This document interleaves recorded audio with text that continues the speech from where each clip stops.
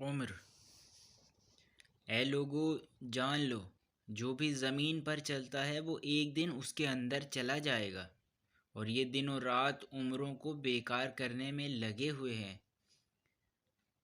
گھنٹے تمہاری عمروں کو نگل رہے ہیں۔ انسان کی عمر انمول ہے۔ مومن کی باقی عمر کی کوئی قیمت نہیں ہو سکتی۔ یہ اس ذریعے چھوٹ جانے والی چیزوں کی تلافی کرتا ہے اور ان اشیاء کو زندہ کرتا ہے جنہیں اس نے مار ڈالا تھا۔ اپنے آپ سے فکر و عمر طویل کی بات نہ کرو۔ دنیا میں کوئی نعمت طول عمر اور صحت جسم سے زیادہ بڑی نہیں۔ جس کی عمر طویل ہو جاتی ہے وہ اپنے دشمنوں میں خوش کن باتیں دیکھ لیتا ہے۔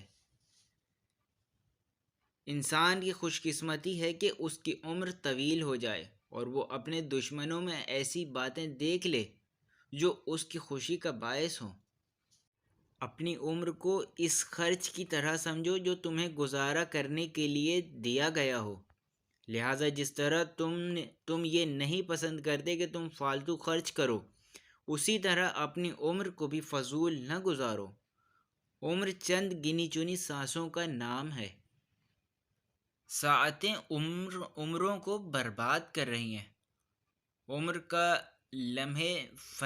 کو لمحے فنا کر رہے ہیں۔ گھنٹے عمروں کو ختم اور ہلاکت سے قریب کر رہے ہیں۔